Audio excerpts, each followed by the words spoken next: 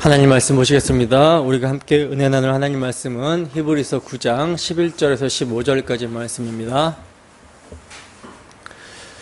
우리가 함께 은혜 나눌 하나님 말씀은 히브리서 9장 11절에서 15절까지 말씀.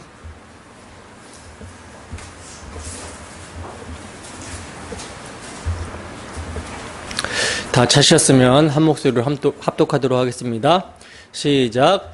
그리스도께서는 장래 좋은 일의 대제사장으로 오사 손으로 짓지 아니한 것 곧 이 창조에 속하지 아니한 더 크고 온전한 장막으로 말미암아 염소와 송아지의 피로 하지 아니하고 오직 자기의 피로 영원한 속죄를 이루사 단번에 성소에 들어가셨느니라.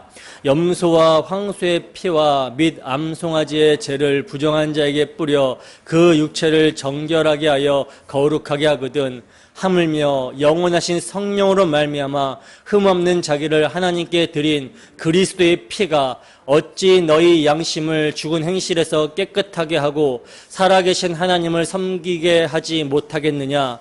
이로 말미암아 그는 새 언약의 중보자시니 이는 첫 언약 때에 범한 죄에서 속량하려고 죽으사 부르심을 입은 자로 하여금 영원한 기업의 약속을 얻게 하려 하심이라. 아멘. 온전하게 하는 새 언약의 중보자, 온전하게 하는 새 언약의 중보자라는 제목으로 하나님 말씀 증거하도록 하겠습니다.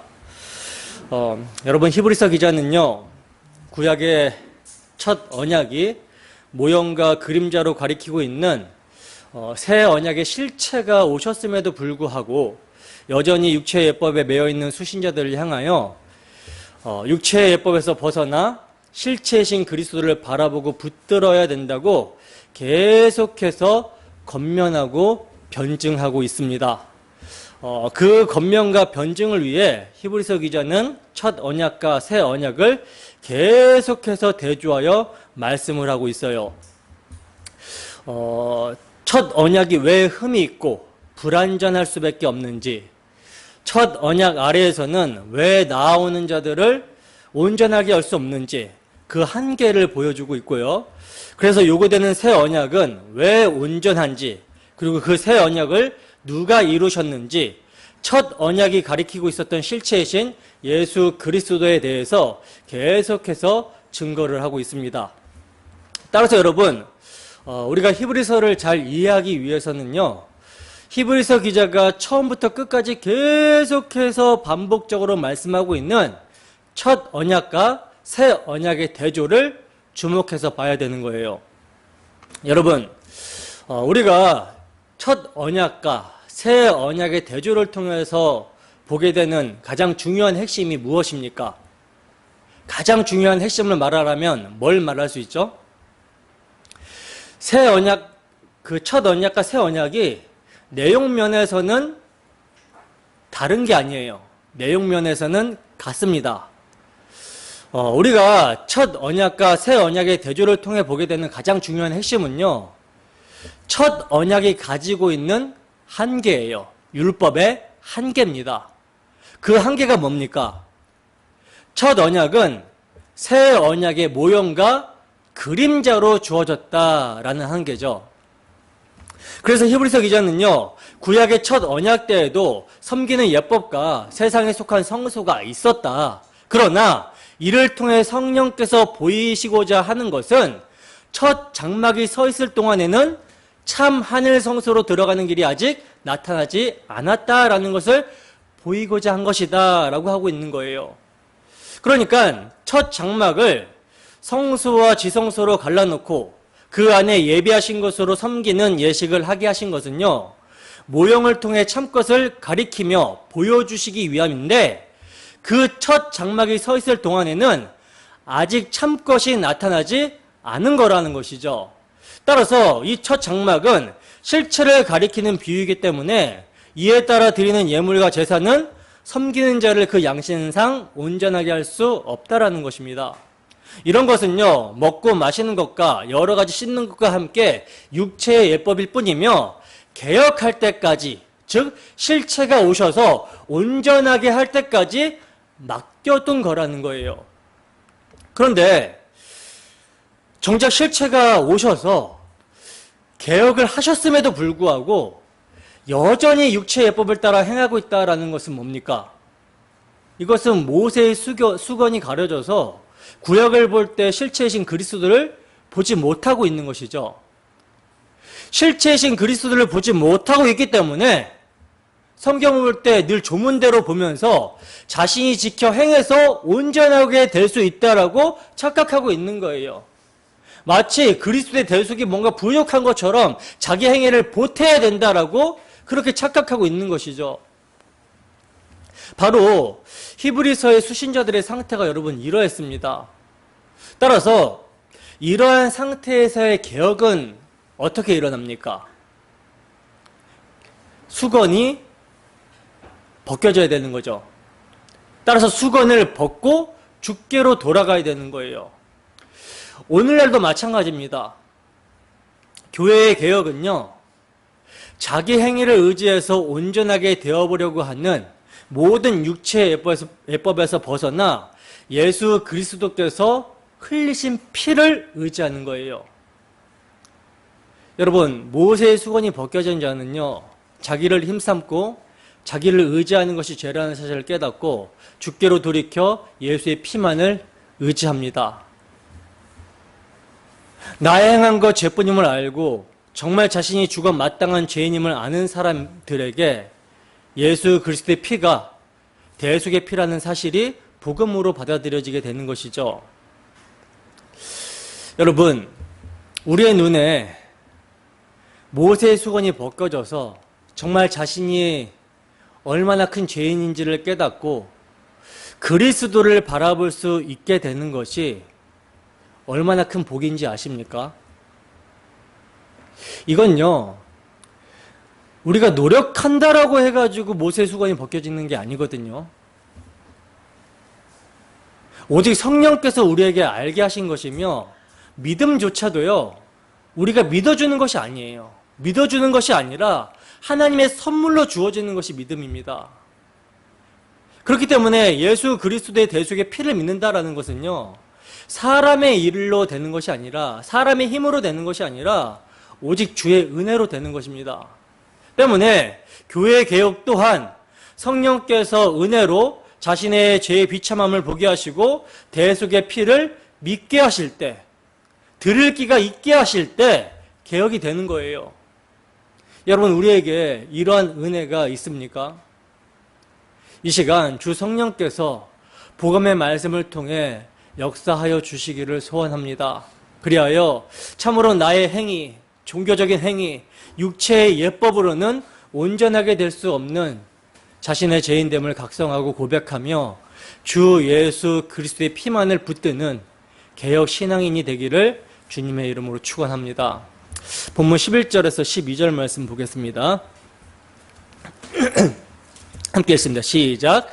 그리스도께서는 장래의 좋은 일에 대제사장으로 오사 손으로 짓지 아니한 것 곧 이 창조에 속하지 아니한 더 크고 온전한 장막으로 말미암아 염소와 송아지의 피로 하지 아니하고 오직 자기의 피로 영원한 속죄를 이루사 단번에 성소에 들어가셨느니라.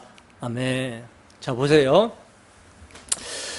첫 언약 때도 섬기는 예법과 세상에 속한 성소가 있었지만 이것은 비우고 온전하게 할 수 없는 육체의 예법일 뿐 개혁할 때까지 맡겨둔 것이라고 했던 히브리서 기자는요, 그리스도께서는 장래의 좋은 일의 대제사장으로 오사라고 하면서 드디어 개혁이 일어났음을 선언합니다.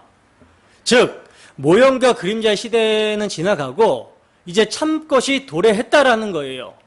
그래서 보시면 장래의 좋은 일의 대제사장으로 오신 그리스도께서는 손으로 짓지 아니한 것, 곧 이 창조에 속하지 아니한 더 크고 온전한 장막으로 들어가셨다라고 말씀을 하고 있는데, 여기서 여러분 창조에 속한 손으로 지은 장막이란 뭐예요? 창조에 속한 손으로 지은 장막이란 구약의 성막, 성전을 말을 하고 있는 것이죠. 즉 모세가 설계도를 받고 지었던 장막으로부터 시작해서 솔로몬의 성전과 스룹바벨의 성전, 헤롯의 성전까지 다 포함이 되는 것입니다. 그러나 이러한 구약의 성막 성전은 온전하게 하지 못한다라는 것이 히브리서 기자의 논증이에요. 그것은 사람의 손으로 지은 것이기 때문에 온전하지 못하다라는 것입니다. 물론 구약시대의 성막과 성전은 하나님께서 현현하시는 장소였고 제사를 드리는 곳이었으며 기도를 들으시기 위하여 눈으로 주목하시고 자기 이름을 두시는 곳이었어요.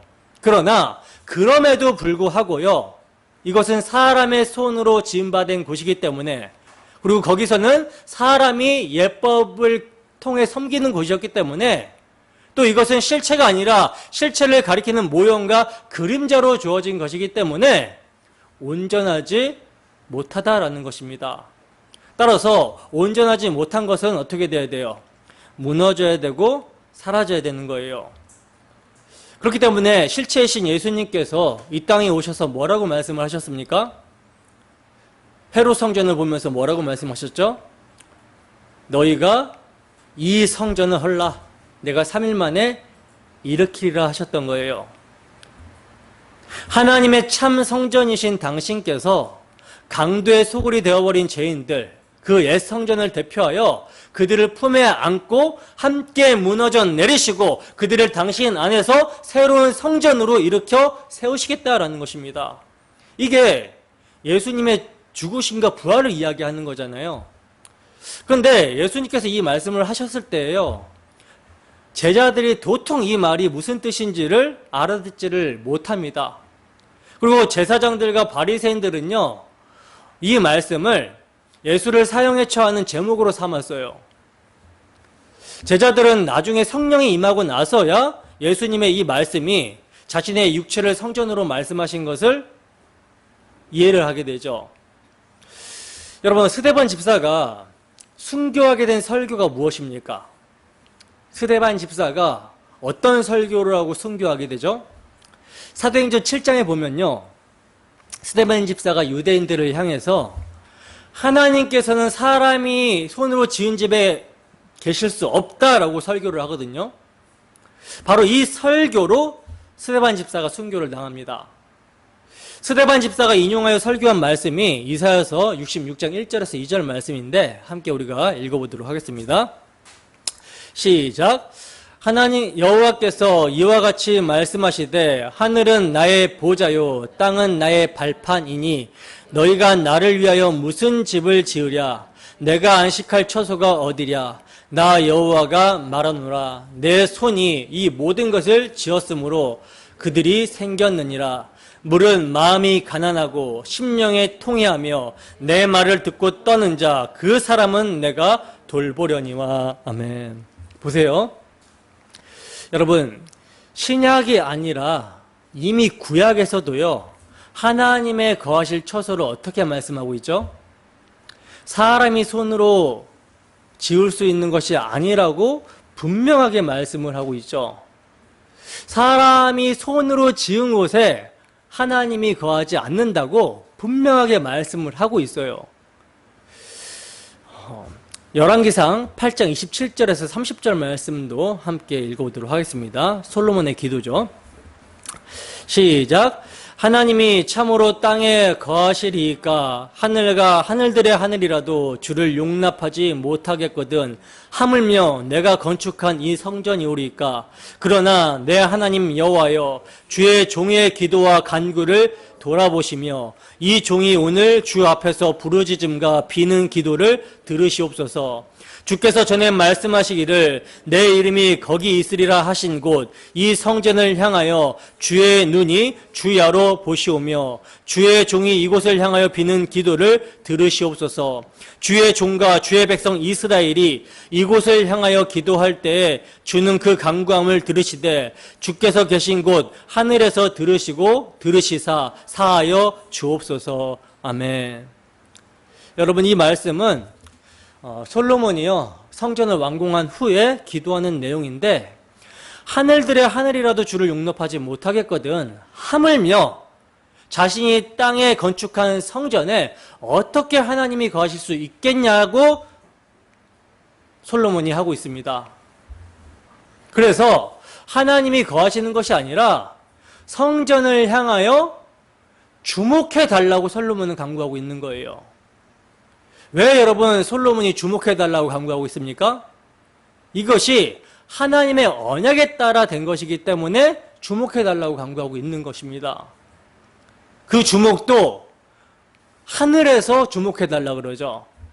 그러니까 여러분 이미 구약에서 사람의 손으로 지은 성전의 한계를 말하고 있다는 거예요. 사도행전 17장 22절에서 25절 말씀 보겠습니다. 함께 하겠습니다. 시작.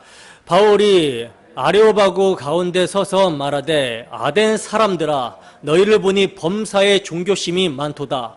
내가 두루다니며 너희를 위하는 것들을 보다가 알지 못하는 신에게라고 새긴 단도 보았으니 그런즉 너희가 알지 못하고 위하는 그것을 내가 너희에게 알게 하리라. 우주와 그 가운데 있는 만물을 지으신 하나님께서는 천지의 주제시니 손으로 지은 전에 계시지 아니하시고 또 무엇이 부족한 것처럼 사람의 손으로 섬김을 받으시는 것이 아니니 이는 만민에게 생명과 호흡과 만물을 친히 주시는 이심이라. 아멘. 보세요. 이 말씀은요, 바울 사도가 아레오바고 광장에서 에덴 사람들에게 전도하면서 한 말인데, 바울 사도는 범사에 종교성이 많아서 온갖 신전을 지어놓은 아덴 사람들에게 내가 심지어 알지 못하는 신에게라고 새긴 단도 보았다라고 하면서 너희가 알지 못하고 섬기는 그 신에 대해서 알려주겠다라고 합니다. 그러면서 하는 말이 뭡니까? 우주와 그 가운데 있는 만물을 지으신 하나님께서는 천지의 주제이시기 때문에 사람이 손으로 지은 전에 계시지 않는다라는 거예요. 그리고 무엇이 부족한 것처럼 사람의 손으로 섬김을 받으시는 분이 아니라는 것입니다. 오히려 만민에게 생명과 호흡과 만물을 친히 주시는 분이라고 말씀을 하고 있어요. 근데 성경이 이렇게 분명하게 말씀하고 있는데도 오늘날 성전을 건축한다라고 하는 정신없는 사람들이 얼마나 많은지 모릅니다. 여기가 성전이 아니잖아요. 그리고 성전을 건축한다라고 그래요. 이거는 잘못된 표현인 것이죠. 예배당, 교회당이라고 하는 거예요. 교회는 우리 각자가 교회고 이 예배당에 우리가 교회로 모이는 것입니다. 언어의 그 개념 정리를 잘 하고 있어야 되는 것이죠. 여러분, 사람의 손으로 성전을 지어서 하나님께 영광을 돌리자라고 하는 발상은요, 이건 예수 그리스도의 온전한 성전 되심과 온전한 속죄 되심을 모독하는 것입니다. 그러므로 히브리서 기자는 사람의 손으로 지은 장막이 아니라 이 창조에 속하지 아니한 온전한 장막은 하늘에 있는 장막인데 이 하늘에 있는 장막을요, 장래 좋은 일의 대제사장으로 오신 예수 그리스도께서는 염소와 송아지의 피로 아니하시고 오직 자기의 피로 영원한 속죄를 이루사 단번에 들어가셨다라고 말씀하고 있는 거예요.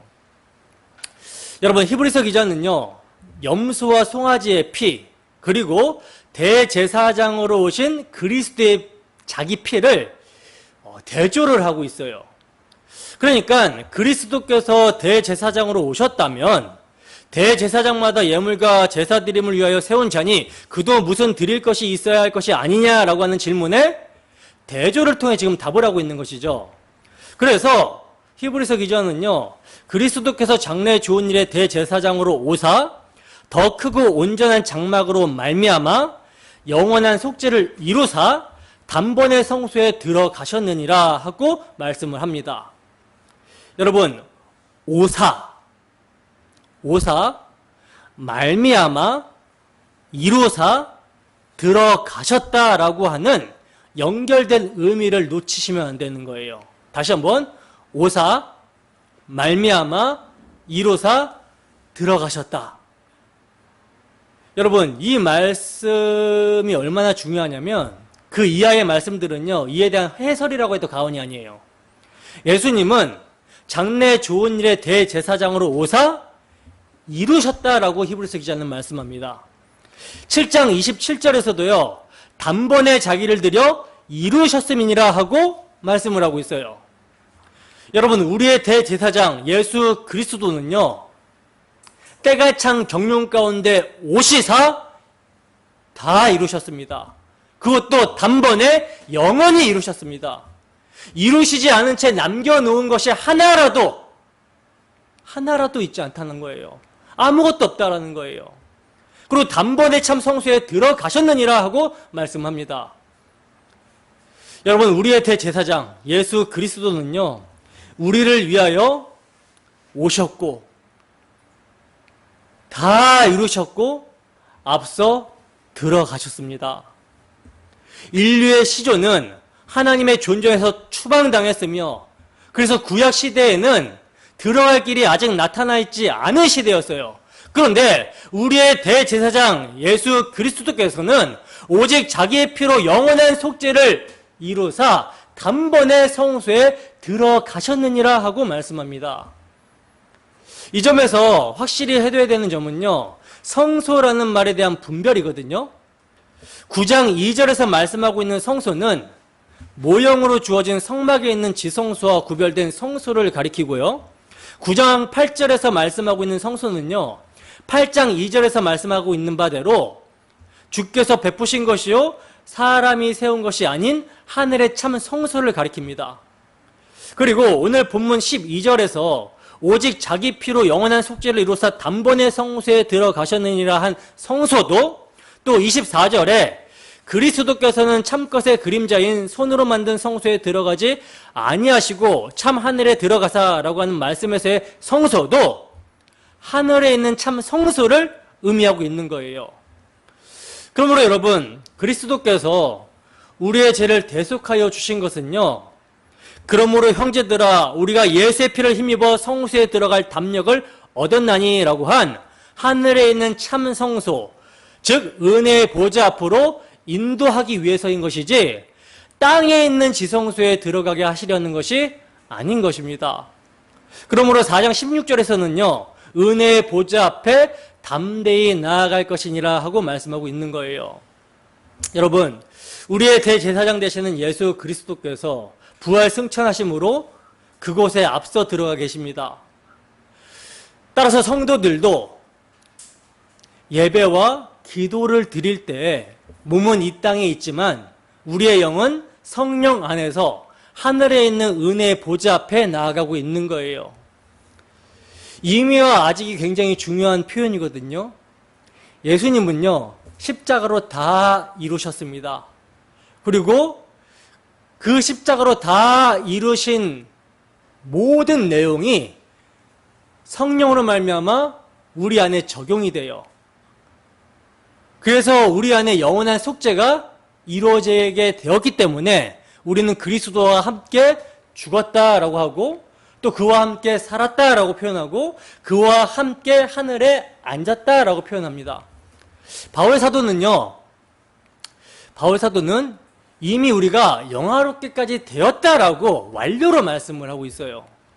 따라서 성도들은요, 예배와 기도를 드릴 때 몸은 이 땅에 있지만 우리의 영은 성령 안에서 하늘에 있는 은혜의 보좌 앞에 나아가고 있는 것이며, 우리가 함께 모여 드려지는 이 예배가 몸은 여기서 예배를 드리고 있지만 성령 안에서 우리는 하늘의 예루살렘에 참여하여 장자들의 총회에서 주님을 예배하고 있는 거예요. 이것을 우리는 믿어야 되는 것입니다.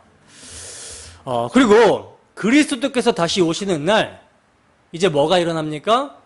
우리가 믿는 바 우리의 몸도 그리스도의 몸과 같이 영화되어 하늘에 있는 참 성소에 가서 우리를 사랑하시는 하나님 아버지를 친히 뵙게 될 거예요. 우리가 찬양했지만 우리가 그리워하고 기다리는 분들, 보고 싶은 분들을 다 만나게 될 것입니다. 저는 바울 사도를 굉장히 만나고 싶거든요. 본문 13절에서 14절 말씀입니다. 함께 읽습니다. 시작. 염소와 황소의 피와 및 암송아지의 죄를 부정한 자에게 뿌려 그 육체를 정결하게 하여 거룩하게 하거든 하물며 영원하신 성령으로 말미암아 흠없는 자기를 하나님께 드린 그리스도의 피가 어찌 너희 양심을 죽은 행실에서 깨끗하게 하고 살아계신 하나님을 섬기게 하지 못하겠느냐. 아멘. 여러분, 히브리서 기자는요, 지금 민수기 19장의 말씀을 인용해서 구약시대의 정결 의식도 거룩하게 하는 효력이 있었다면 하물며 영원하신 성령으로 말미암아 흠없는 자기를 하나님께 드린 그리스도의 피가 어찌 너희 양심을 죽은 행실에서 깨끗하게 하고 살아계신 하나님을 섬기게 하지 못하겠느냐라고 하면서 묻습니다. 그러니까 율법의 한계를 말씀하고 있는 것이죠. 염소와 황소의 피와 및 암송아지의 죄로 부정한 자에게 뿌리는 것은 첫 언약, 율법 아래에서 정결하게 하는 규례지만 이러한 것은요, 육체를 정결하게만 할 뿐이라는 거예요. 즉, 주님을 섬기되 육체로, 겉으로만 섬기게 하지 마음으로는 섬기게 하지 못한다라는 것입니다. 이게 율법의 한계라는 거예요. 사람의 손으로 지은 장막과 짐승의 피로 말미암는 속죄는 온전하게 하지 못한다라는 것입니다. 사람의 양심으로부터 하나님을 섬기게 할 수 없다라는 거예요. 그러므로 사람의 손으로 지은 것이 아니고 짐승의 피가 아니고 장래의 좋은 일의 대제사장으로 오사 오직 자기의 피로 영원한 속죄를 이루사 단번에 성소에 들어가신 예수 그리스도의 피가 사람의 양심을 온전하게 하며 살아계신 하나님을 섬기게 한다라고 증거하고 있는 것입니다. 따라서 예수 그리스도의 온전한 속죄의 제물 되심으로 말미암아 나머지 온전하지 못한 것들은 어떻게 되어야 돼요? 다 철거가 되어야지 마땅하다라는 거예요. 사람에게서 나오는 모든 것은요, 배설물처럼 버려져야 되는 것입니다. 그러나 사람들은 보이지 아니하는 하늘 성막과 제사장을 믿지를 못하죠. 그리고 믿고 거듭났음에도 불구하고 우리의 육체의 소욕은요, 항상 무엇을 바라보려고 합니까?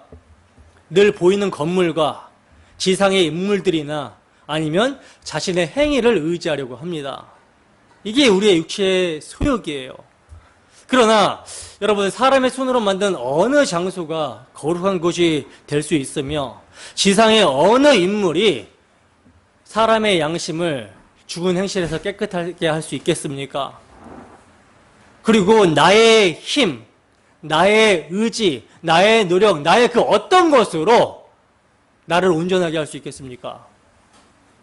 성경의 증거는 그럴 수 없다라는 거예요. 그러므로 오직 우리의 양심으로 죽은 행실에서 정결하게 하시고 살아계신 하나님을 섬기게 하는 것은요, 오직 그리스도의 피로 가능한 것입니다.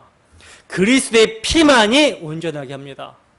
바로 그리스도는 이를 위하여 장래의 좋은 일의 대제사장으로 오사 영원하신 성령으로 말미암아 흠없는 자기 자신을 하나님께 드리신 거예요. 그러므로 여러분, 온전함이란 영원하신 성령으로 말미암아 흠없는 자기를 하나님께 드리신 그리스도의 피만 온전합니다. 이를 믿습니까? 본문 15절입니다. 함께 하겠습니다. 시작. 이로 말미암아 그는 새 언약의 중보자시니 이는 첫 언약 때의 범한 죄에서 속량하려고 죽으사 부르심을 입은 자로 하여금 영원한 기업의 약속을 얻게 하려 하심이라. 아멘. 자, 보시면 이로 말미암아라고 말씀을 하고 있어요. 이로 말미암아. 여기서 이로 말미암아라는 것은 뭡니까? 위의 문맥을 이렇게 연결시키는 거죠. 위의 문맥에서 너의 양심을 죽은 행실에서 깨끗하게 하고 살아계신 하나님을 섬기게 한다라고 하는 말을 받아서 하는 말이에요. 그러니까 바로 이것을 위해서 예수님은 새 언약의 중보자가 되시는 것입니다. 우리의 양심을 죽은 행실에서 깨끗하게 하고 살아계신 하나님을 섬기게 하시기 위해서 예수님은 새 언약의 중보자가 되신다라는 것이죠. 자, 그리고 이는 첫 언약 때 범한 죄에서 속량하려고 죽으사 부르심을 입은 자로 하여금 영원한 기업의 약속을 얻게 하려 하심이라 이렇게 말씀을 하고 있는데, 여러분 이 말씀은 구속사의 맥락에서 성경을 관찰할 때 굉장히 중요한 말씀이거든요. 그 예수 그리스도께서 십자가의 죽으심은요, 신약의 우리 성도들의 죄, 즉 우리를 위해서만이 아니라 구약시대 첫 언약 때 범한 죄를 속하려고 죽으셨다라는 거예요.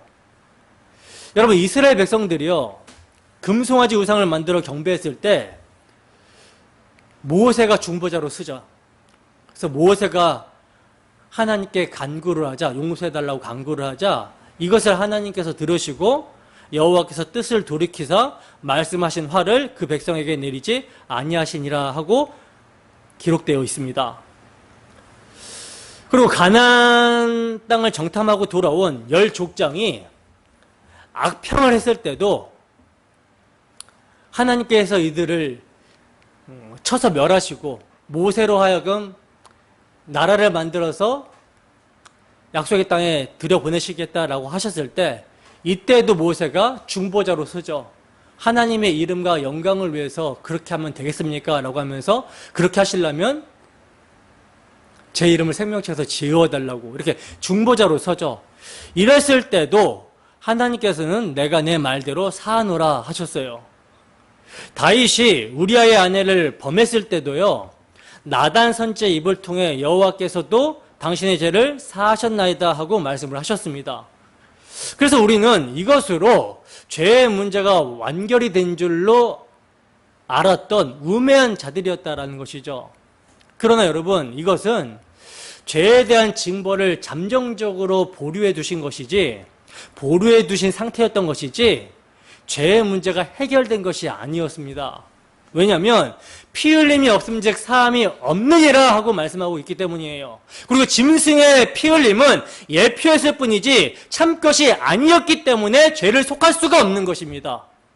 사람이 죄를 지었는데 어떻게 짐승이 피를 흘렸다라고 사람이 용서를 받을 수 있겠습니까? 이 점을요, 성경은 하나님께서 길이 참으시는 중에 전에 지은 죄, 즉 구약시대의 죄를 관가하셨다라고 말씀합니다. 길이 참으셨다라는 것은요, 무거운 짐을 들고 참고 있는 상태를 표현해 주는 말이고요. 그리고 간과하셨다라는 것은 보고도 못 본 척 눈 감아 주셨다라는 것인데, 여러분 언제까지 이렇게 하셨습니까? 성경은 곧 이때 자기의 의로우심을 나타내서 자기도 의로우시며 예수 믿는 자도 의롭게 하시리라 하고 말씀을 합니다. 그러니까 구약시대에 범한 모든 죄를 자기 아들에게 담당시키실 때까지 이렇게 하셨다라는 거예요. 여러분, 의로움을 나타내사라고 하는 말은요, 길이 참으시면서 죄를 간과하시는 동안은 하나님의 공의를 나타내시지 않으셨음을 표현하는 말이죠. 그러니까 구약의 제사 제도는요, 참것에 대한 그림자로 주어진 것이며 하나님께서 길이 참으시는 방편이었던 거라는 거예요. 구약시대란 죄에 대한 진노가 마치 저수지에 물이 고이듯이 쌓이기만 한 시대였습니다. 하나님께서는 그 진노를 자기 아들에게 쏟아 부어버리심으로 말미암아 잠정적으로 보류해두었던 죄의 문제가 비로소 완결이 되었고 하나님의 공의도 만족히 여기심을 받게 되었다라는 말씀이에요. 여러분, 십자가 사건은요, 멸망받아 마땅한 죄인인 우리들을 하나님께서 얼마만큼 어디까지 사랑하여 주셨는가라고 하는 점과 하나님은 의로우셔서 악을 참아 보지 못하신다라고 하는 하나님의 공의를 동시에 나타낸 사건이었던 거예요. 이것이 여러분, 첫 언약 때의 범한 죄를 속하려고 죽으셨다라는 말씀의 의미인 것입니다. 따라서 여러분, 예수님이 새 언약의 중보자가 되신다라는 것은요, 그가 장래의 좋은 일의 대제사장으로 오사 자기의 피로 영원한 속죄를 이루사 단번에 성소에 들어가셨기 때문에 새 언약의 제사는 과거, 현재, 미래를 위한 영원한 제사가 되는 것입니다. 그리고 이미 구약에서 예언한 새 언약의 특징이 뭡니까?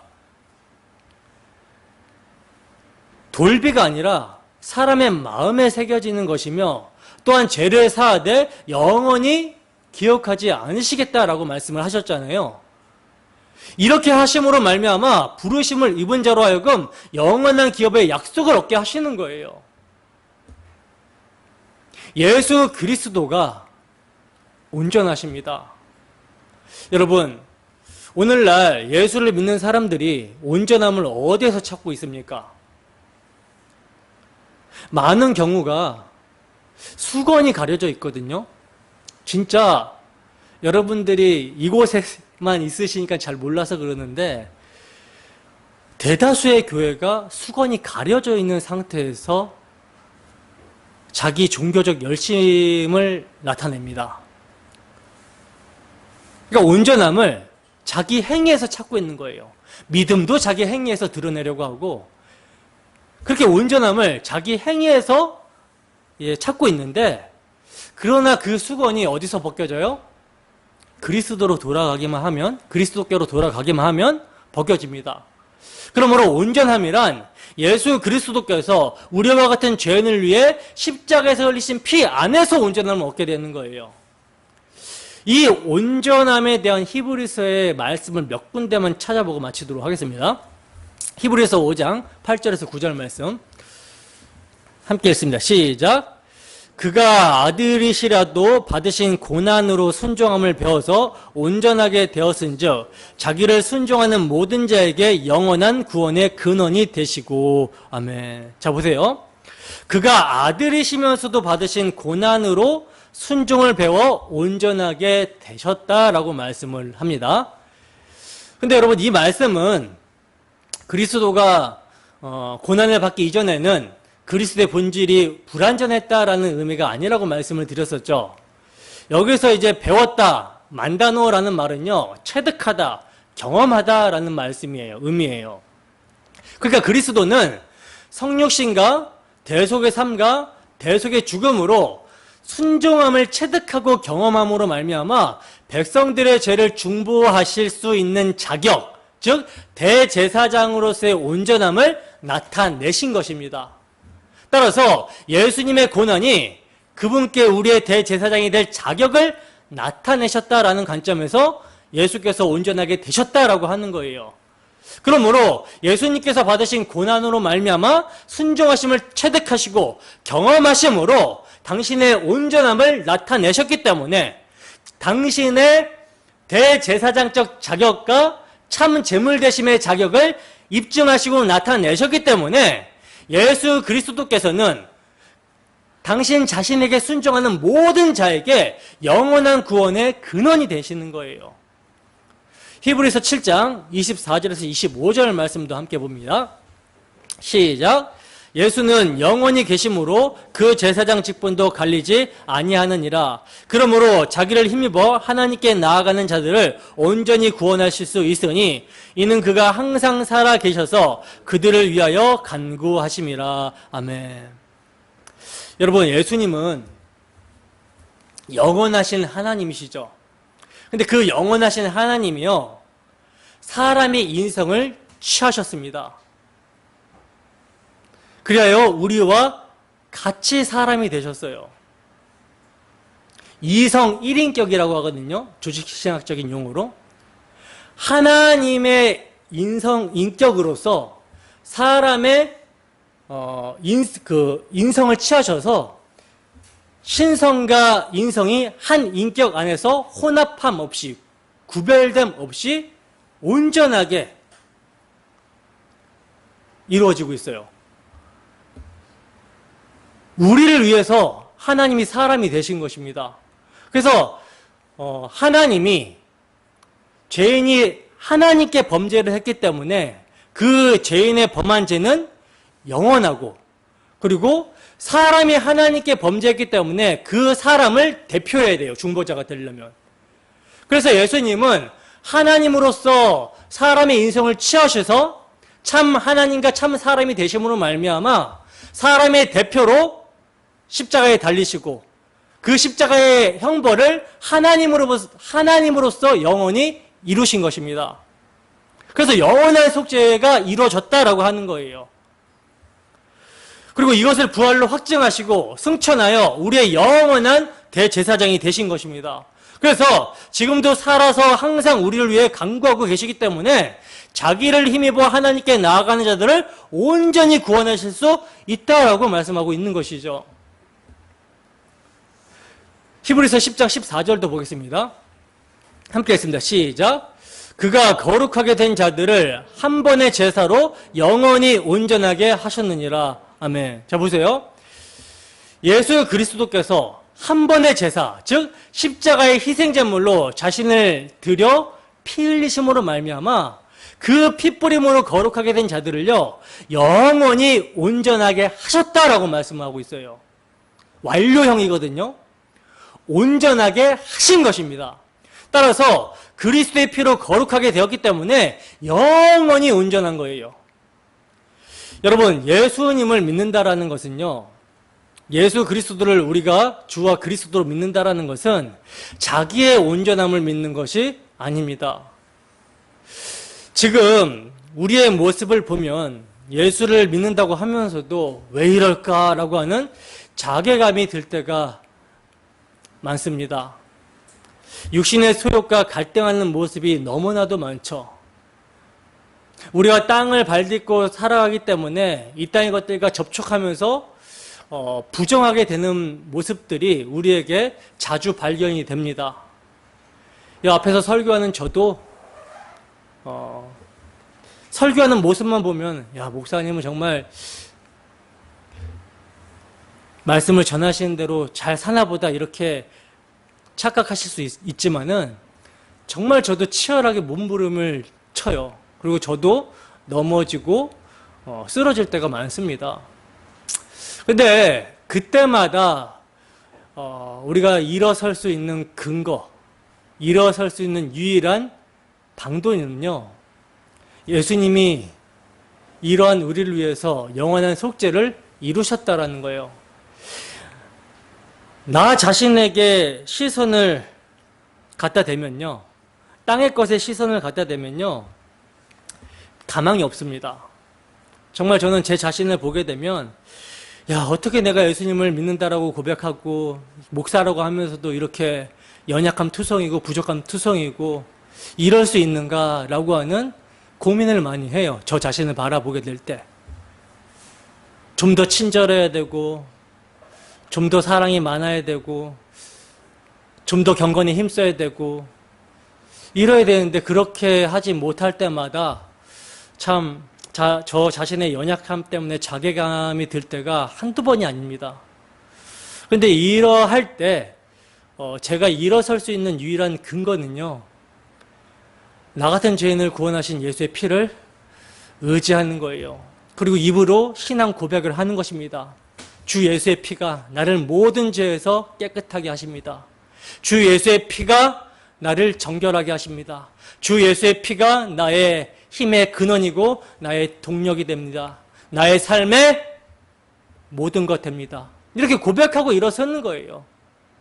그리고 다시 그 피를 의지해서 주의 말씀대로 살려고 노력하는 것입니다. 자기를 부인하고 자기를 쳐서 복종시키면서 가는 거예요. 여러분들은 어떠십니까?